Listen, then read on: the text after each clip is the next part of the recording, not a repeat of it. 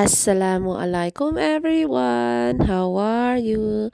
Ayan, first time ko palang titikman 'tong Chacharoni, halal siya, Korean siya na noodles. Ay, ayan pala, nagpakulo na pala ako diyan, nilagay ko na yung noodles, nilagay ko din pala yung mga gulay-gulay niyan. O ayan, ay alam niyo ba sobrang sarap pala talaga niyan. First time ko lang natikman pero talagang sobrang sarap. O ayan yung beans niya, yung sauce niya ba, uy ang sarap talaga. Tingnan niyo, Oh, ayan nilagyan ko siya ng isang itlog tapos ako'y kumain na dahil ako'y gutom na.